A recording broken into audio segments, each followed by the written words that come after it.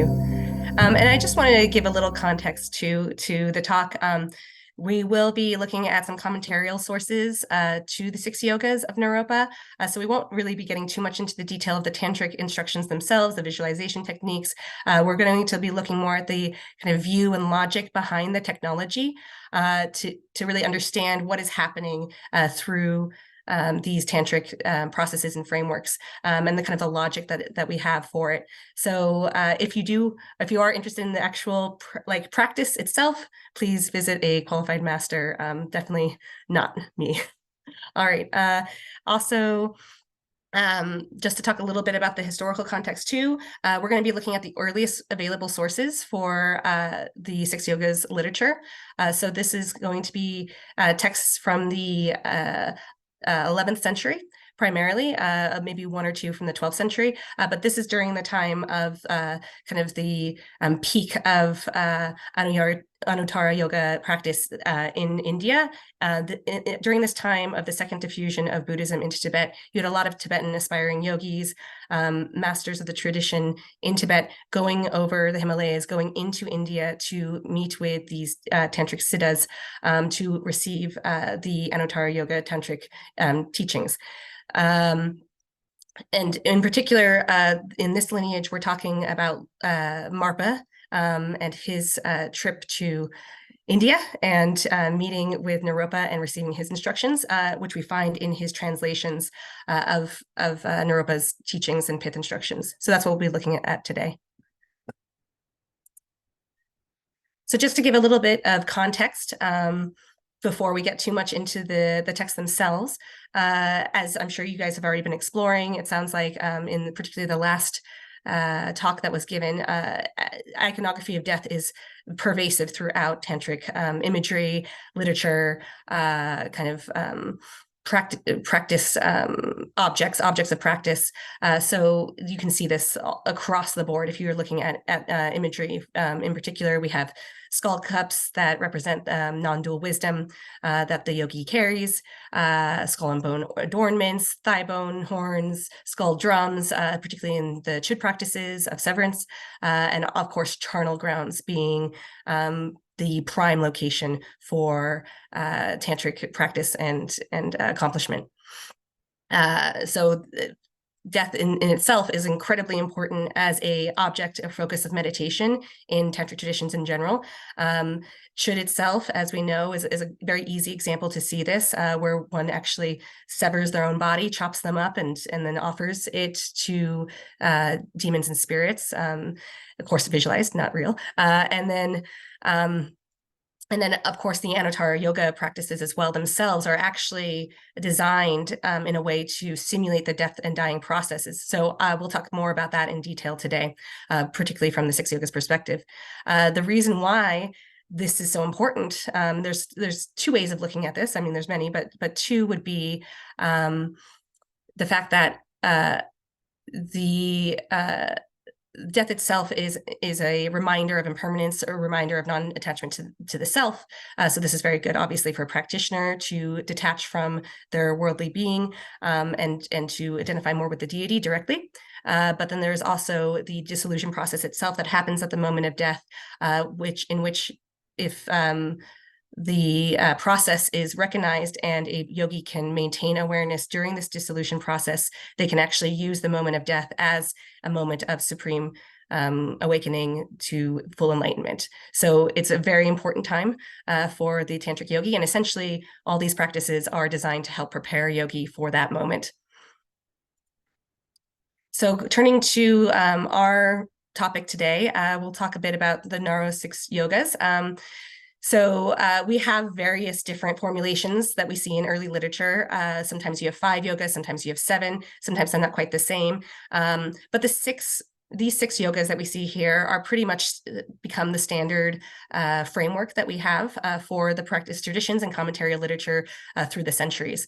So just to kind of give a really brief overview of these 6 yogas, we have inner heat or tumo, which is designed to help the yogi or train the yogi in bringing the winds into the central channel, controlling the drops, which actually generates what they say is heat. That is not the ultimate goal of Tummo, though, and we'll talk more about that in a little bit. Also, we have the illusory body, which is the yoga practice of reflecting on the body as illusory, as not substantial. So there's these different techniques through looking at the mirror, etc., where you actually disassociate your body as kind of solid, and then you start identifying more with the deity's body, and you start identifying as the body of the deity, your body as the deity's body.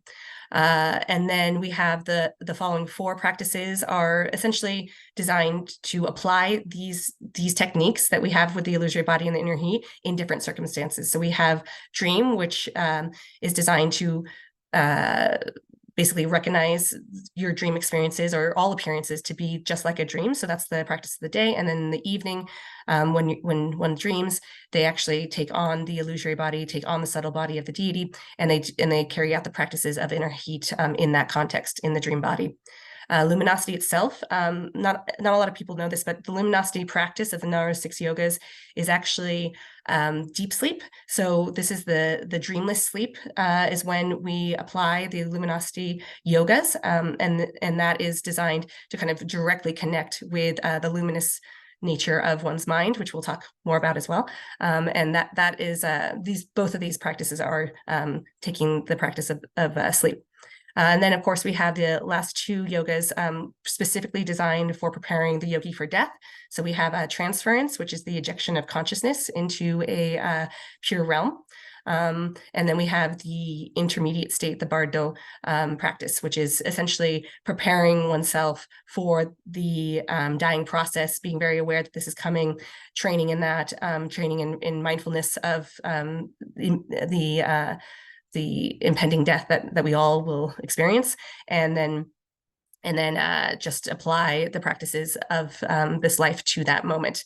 Also, if one is not able to use the opportunity of the moment of death for complete awakening, then the Bardo body arises, essentially, which is very similar to the dream body, and the practices are applied in the Bardo state after death. So as I mentioned already, the dream and luminosity yogas are taking we're taking sleep as the path. The function is to familiarize oneself with the nature of mind as illusory appearances, the illusory appearances of mind, and the nature of ignorance as well. So this ignorance, what they say marikpa in Tibetan, or even trulpa, so confusion, or timuk, which is translated as delusion as well, often, but also ignorance. So these terms you find pervasive throughout the luminosity yoga commentarial literature, and essentially it's like 2 sides to the same coin with luminosity. So luminosity taking the poisons onto the path. So the poison of ignorance, of the 3 main poisons of aversion, attachment, and ignorance, taking ignorance onto the path through direct recognition at the time of falling asleep, where a yogi has the least amount of conceptualization happening, then there are practices to try to directly recognize that luminous state of one's mind.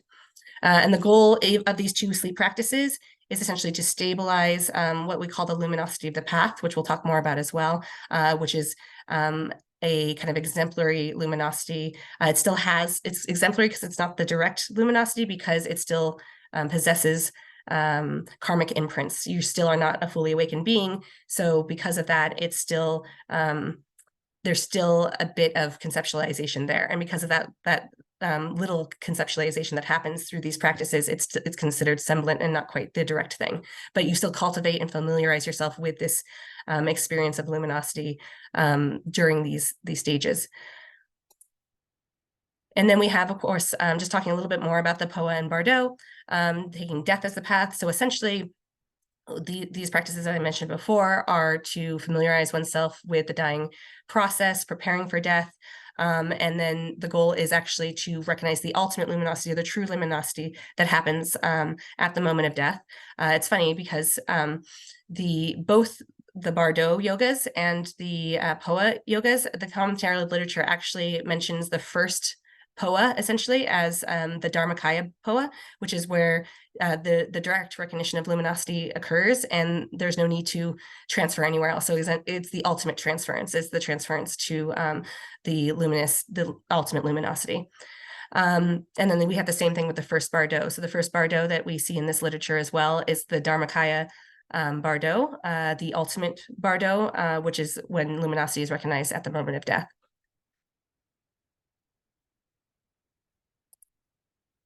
So getting into what we're talking about here in terms of luminosity, because I've been saying this word a lot, but we haven't really defined the term yet. So just to kind of give a quick typology of the different types of luminosity that's talked about in this literature, Marpa here in his 4 meanings of luminosity states that the first luminosity is this natural luminosity. And so this is the nature of mind in this tradition. It came to be associated with the concept of Buddha nature as well. This natural state of the mind that is free of defilements, free of conceptualization, the natural state that one can rest in, can only be recognized essentially through being pointed out by a qualified master who has recognized their luminous mind as well themselves. So once that pointing out has occurred, then the yogi can engage in the luminosity of the path or the luminosity of practice. And as we discussed before, there's different practices to essentially apply as one is falling asleep. Basically, the Anuttara yoga practices of generation of the deity's form, and then the dissolution stage of dissolving the deity's form. And that this actually is the method in which one can recognize luminosity of sleep. And this can happen both in the dream state or in the deep sleep state. So we also have the 4th one is the luminosity of death, of course. So this is when this practice is applied and grasped at the moment of death, as we've discussed. So looking just into the texts themselves, we have here a very interesting text from Marpa that was likely pith instructions he received from Nāropa that he collected on the different yogas. These were hidden as scrolls in his wall and were discovered after his passing. These yogas or these pith instructions were likely given to Milarepa, who we see here, his main disciple. And it's a series of different teachings that we have that are very short and essential. Here we have just kind of a little example of what we were talking about in terms of bringing the winds into the central channel and then going to sleep like that. So that's essentially the practice. So the avaduti that you see here is the central channel. So I can read it out loud as well. If you wish to remain continuously in the luminosity of sleep in the night without engendering the manifold objects of awareness inside the avaduti, which is the color of pale blue, cloudless sky, unborn and free of signs, abide within that channel, which signifies the dharmakāya. Concentrating on knowing this, laying down, and focusing your mind within the avaduti is the pith instruction of the meditation of night. So here you can see that it's really focused on bringing the winds into the central channel as a yogi cultivates through the Tummo practice. And then further, what practically happens as one is falling asleep, the aggregates and so forth. So what makes up the constituents of making up a person, they dissolve into the subtle elements. So the subtle elements dissolve into the subtle mind, and even the mind dissolves into ignorance. So what we've been talking about, the marikpa, which is how one falls asleep. Then there is the natural luminosity of wisdom. That's what occurs at this moment, at the moment of falling asleep. So this luminosity of wisdom, which is called here, naturally occurs both at the moment of falling asleep. It also occurs when one sneezes. It also occurs when one orgasms. And then it also occurs when one dies. So we use these experiences throughout our life to help familiarize ourselves with that moment, to try to recognize that moment, particularly at the moment of falling asleep in this case. Ignorance, which is like a hook, so it's kind of going and going to grab at anything that's kind of put before it. You could think of it as that way. Should not be mixed at all with cognition, so no kind of formations, no kind of entrance into the dream state. instead directly perceive the essence of luminosity itself, attain enlightenment in this life, then one will be able to travel to any realm that one desires. So essentially attaining what we call the rupakāya, the form bodies of Buddhahood, being able to be free of kind of the karmic binds of samsara.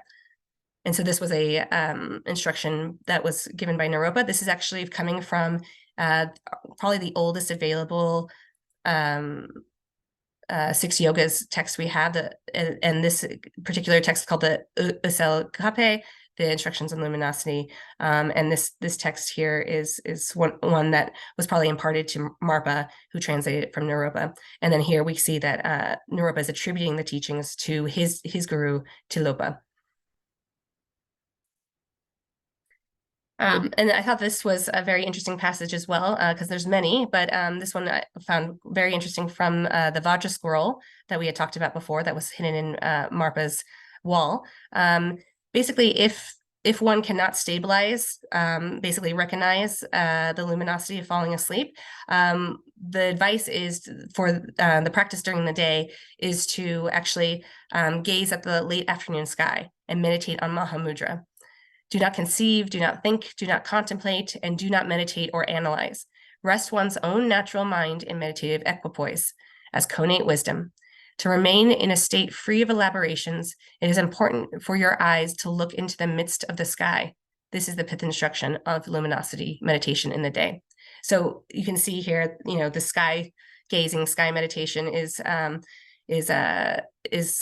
kind of advised in the case of not being able, that basically you're still conceptualizing, you're still having, you're still kind of being pulled into the dream state. This is one way to help reduce kind of the manifestations or the conceptualization is the sky gazing. And so in this text, it's considered the profound instruction on luminosity. It is an incredible way of integrating confusion onto the path. This is the Trulpa I was discussing before. So bringing that as part of your path is your confusion, your ignorance, that this is the poison that is transformed into means for awakening. The great master Lavapa said, by sleeping in a state of luminosity for up to 12 years, one will attain the siddhi of Mahamudra. So here we have a quote from Lavapa, who is said to have been the yogi or the Mahasiddha who imparted the teachings of sleep yoga, of luminosity yoga to Tilopa, and he received it from a direct experience of Vajrayogini and Chakrasambhara. And he is said to have done this. He was called the sleeping yogi. So he slept in a cave for 12 years, and that's when he attained the siddhi of Mahamudra or awakening. Therefore, after cultivating the luminosity of the path, the supreme path of means of the secret mantra, and when the luminosity of sleep is uninterrupted, one attains stability within the luminosity of the first Bardo, the dharmakāya. So this first Bardo is called various things. It's sometimes called the dharmakāya Bardo, and here we have the dharmakāya Bardo, which is basically like reality itself. Now, I thought this was interesting. Aside was in this text, we have a mention of what actually happens when one becomes enlightened. And then there's actually a discrepancy between two of Marpa's teachers. So Nāropa, who focused a lot on the Anuttara yoga, higher yoga practices of Chakrasambhara, Guhyasamaja, Vajra, that he took the process of enlightenment as this dissolution of the body of the path to liberation. This would be the deity's form, dissolving into luminosity itself. And then that is when awakening occurs, full awakening, is this complete dissolution into luminosity. Whereas Maitripa, another Indian Mahasiddha, maintained that it's more like an alchemical process, that one actually just sheds the skin of being a samsaric being and then is a awakened being.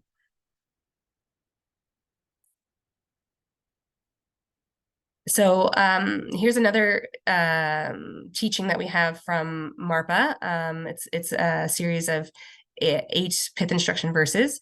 And here we can see that he's discussing how dream and luminosity are brought into the path of the Bardo, and then attaining awakening through that. So I'll just read this. When dreaming during the time of the first dream, merge it with the practice of the pith instructions on luminosity. After merging that with your dream practice and becoming wholly stable in the experience, at that time of death, the first Bardo of becoming, ignorance arises as luminosity. At that time, being steady in your experience of tsalung and dream practice, you dissolve into luminosity, attaining the dharmakāya. So the tsalung is the practices cultivated with the inner heat practices.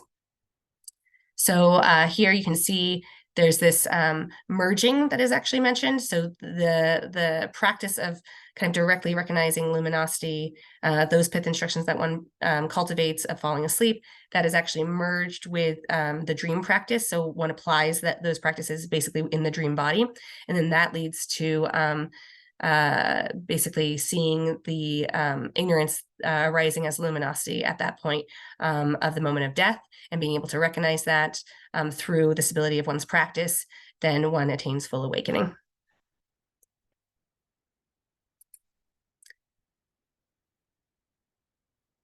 And so just talking about what exactly happens at this time, I'll read first. This is a text by Atisha.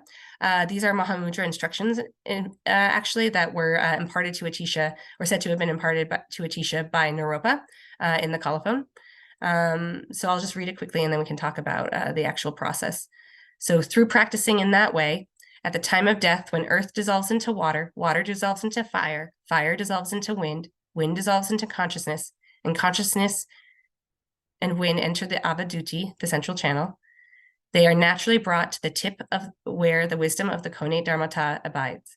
In that way, through the power of meditation, just like recognizing an old friend when you meet, the accomplishment of Mahamudra is realized when natural luminosity and the luminosity of meditation meet. So here we have a very brief, succinct description of what is actually happening during this dissolution process. It happens on a kind of minimal level or semblant level when one falls asleep. But this is what happens at the moment of death that the yogi is preparing for.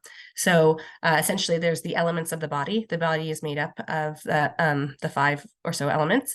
So we have earth dissolving into water.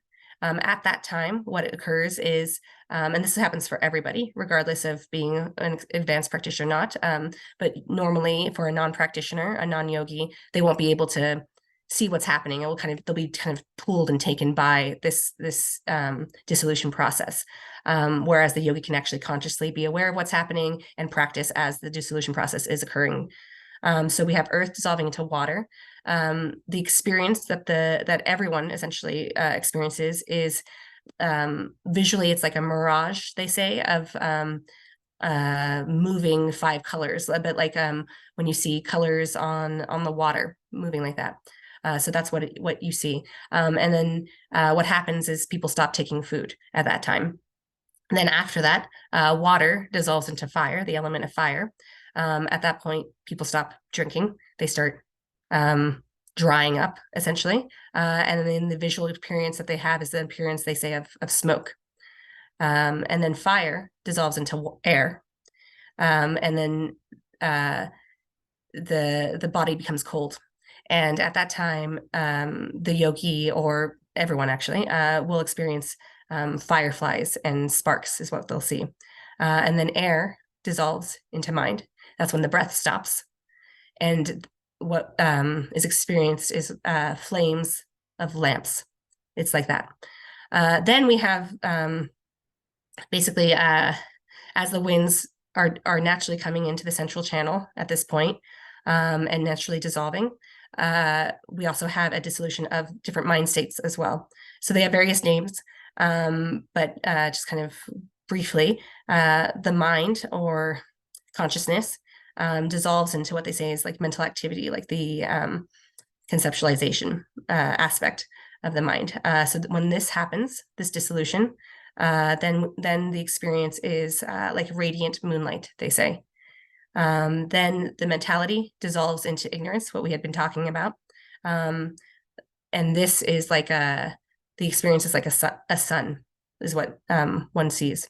Then ignorance dissolves into what they call the great empty, or let's say almost all empty. So this ignorance is dissolving again further into a type of emptiness, which is lacking in conceptualization.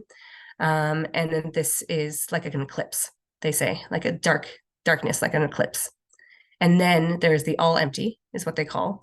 And this all empty moment where things are completely just the empty nature of reality completely reveals itself to everyone, is experienced like a clear sky.